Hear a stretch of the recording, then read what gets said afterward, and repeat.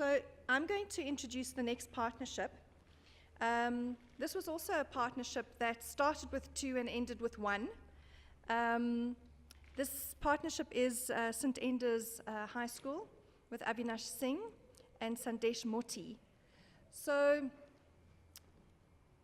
yeah, when I think of this partnership, of Avinash in particular, who's going to be talking about this partnership, Avinash is someone who, just in who he is, I mean, I would love him to be my mentor. You can just see the wisdom that he has. But what I've seen from Avinash is so much patience and compassion, way more than I have, and really so much caring for not just himself and his own family. You can see the love that he has for his own family and for his company, the passion that he has for everybody that he interacts with, but for this country and for all the children of this country. So it's been an absolute pleasure to have Avinash in our group. And it is unfortunate sometimes that not all the partnerships work, but that's what we talk about is the VUCA world. So Avinash, if you could please join us here.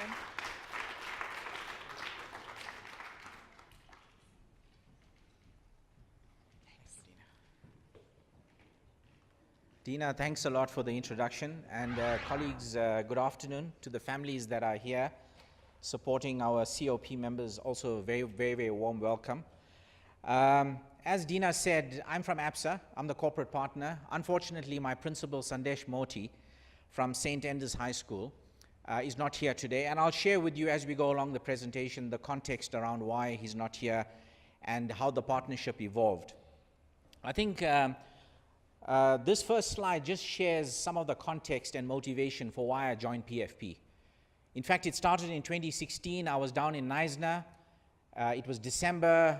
The news and the media was in a frenzy about what was happening with education and what was happening with the metric results. I was obviously sitting there reading the newspaper headlines and obviously monitoring my Twitter feed, and I suddenly realized the stark reality that we were facing as South Africans in this country as to what was happening with the state of education. We were producing kids who couldn't read. We were producing kids who couldn't do basic math. I realized, and I spoke to my wife about this, that I can't be a spectator anymore. I needed to become actively involved. I needed to roll up my sleeves. And I was actually thinking about driving into one of the, into one of the communities and actually partnering with the principal, when I realized on my Twitter feed that there was this woman, Louise van Rijn, prolific tweeter, who was commenting intensely, in fact, on a whole host of things relating to education. And I realized afterwards that she had done all the thinking, and she had actually already set up the model of the partnership, a private-public sector partnership between principals and parents, and that's how I actually joined the program. Just moving on, the school, in a nutshell, St. Endas High School, situated right in the midst of the inner city in Hillbrow, 96 learners, in fact, 24 educators, and it's a school in a challenging environment. But despite all of its challenges, which I'll speak about in a short while, what I picked up when I arrived there was a very, very dedicated, disciplined, and actually committed learner population. These were students that were serious about educating themselves. The educators were passionate about their jobs, and you could see they were going well beyond the call of duty in order to do what they were required to do. And actually, the school already had a very good track record of matric passes.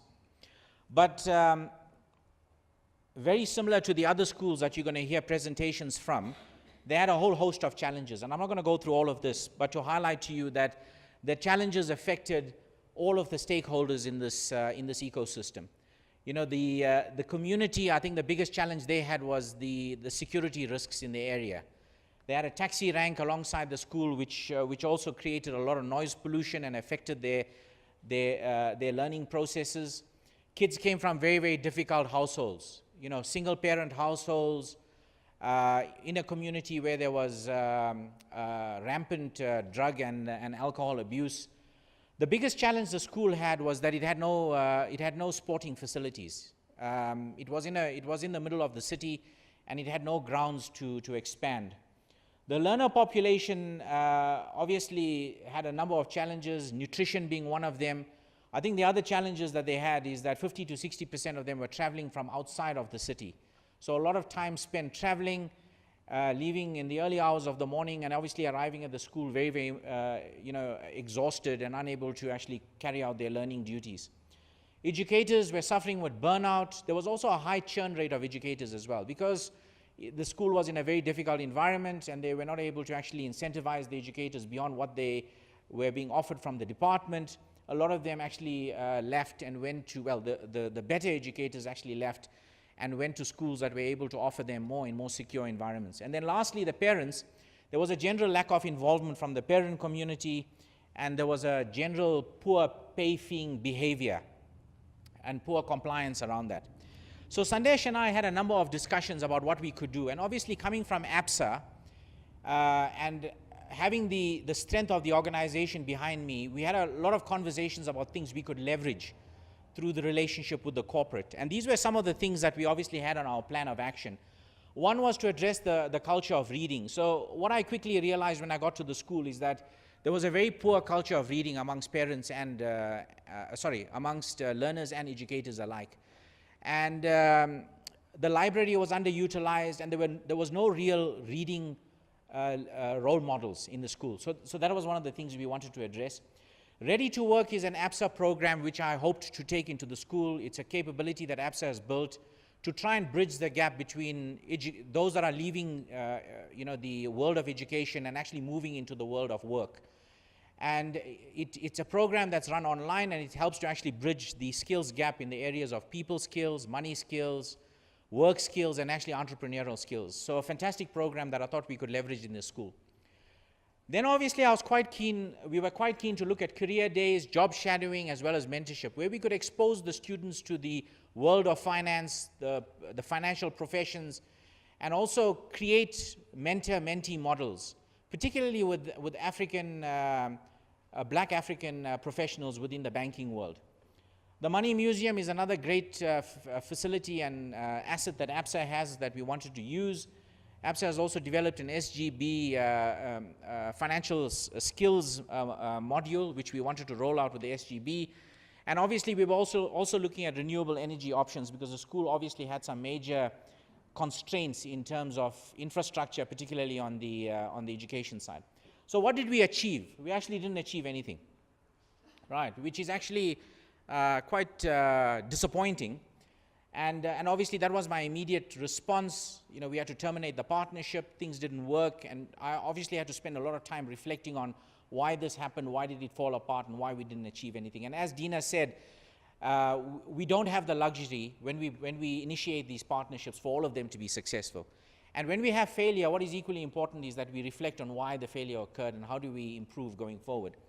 But when I reflected on my PFP experience, I realized that there was a whole host of gems that came out of the PFP experience, way beyond just my partnership with the principal and the relationship with the school. And as we speak about in PFP, possibility remained alive and well. And I think for me, there are four kind of critical things I took away from the PFP relationship. One was around the community of practice. You've heard a lot about it from my colleagues, the workshops that we went through, the triad sessions, and obviously the coaching. When I reflect on the community of practice, and my colleagues in the room here will recognize this, I think what I quickly realized is that those who were in troubled partnerships like myself, or in partnerships that were slower to get off the ground, had a lot to gain from the cross-pollination and the discussion that took place with those that had far more successful partnerships and were able to establish trust earlier on in the relationship. The visits to the schools I thought were very, very thought-provoking, and they were equally humbling for me particularly. I was truly amazed by the way the schools were able to deal with their challenges in a resilient and innovative fashion. And obviously the generosity of the COP members, their willingness to share support and to do so unconditionally was really, really amazing. The workshops for me were extremely valuable and provoked a lot of my own assumptions about leadership and about success. Through the process, I had a lot of mental model shifts, which I'll share with you in the next slide. which I'm busy working on as an individual myself. The triad and the coaching sessions, and Dina was very instrumental in these, brought to a light a number of the reasons why the partnership for me was not successful and why it had failed. Openness, trust, transparency, I think we're superficially established in our relationship. I think we had differing expectations about what PFP was about, what it meant, and what it should deliver. You heard Ramashita speaking about his expectations of money when he came into the relationship. It was not too dissimilar in other partnerships, including my own. The inequality in the partnership could have been an issue. Commitments were not met. And obviously these were not just on Sandesh's side, also on my side as well. And PFP prioritization were different for both of us, which I think also led to other issues. But I had to face my own shortcomings and my own role in all of this, including the approach that I took from an expert and I guess a safe pair of hands perspective. There was inadequate appreciation, I think. Tough conversations didn't happen earlier on in the partnership. And there was some procrastination, I guess, with dealing with some of the issues. So I'm not going to get into this, but I had a lot of mental model shifts. Not all of the shifts have taken place completely. I guess I'm working through them in my own role as a leader, whether it happens in my work environment, whether it happens in my household as a father, as a husband, whether it happens as a sibling, or whether it happens as a son. But moving from conceptualizing solutions to co-discovery, moving from an expert, authoritative partnership model to one that is collaborative and thinking-based, assuming that the impoverished need to be rescued to an environment where the impoverished actually have gifts to offer, moving from a single story, single truth, to multiple stories and multiple truths. Moving from a preoccupation, that leadership is a preoccupation with directing, leading, influencing, to one where the preoccupation is where it's about creating the right environment for others to thrive. And identifying the challenge to thinking about possibility, leading others to leading ourselves. So just when you think, you've had setbacks, and I just want to conclude, where you think you've had setbacks and where you think things have been really tough, I just want to highlight this example of Lucas Sitola. I don't know whether you guys know Lucas Sitola. He's a triple amputee, a Paralympian, and the first African, in fact, to win a quad Grand Slam. When you see this kind of situation, it quickly brings your own challenges into perspective, and I think it forces you to refocus and to move on. And as Dina said earlier on, for me this is a journey, and my plan is to obviously continue on this journey and to ensure that I can strike up a partnership with others in the program where some of the things that we've put in our plans of action can actually come to realization. So that's the process that I'm busy with Dina at the moment. Thank you.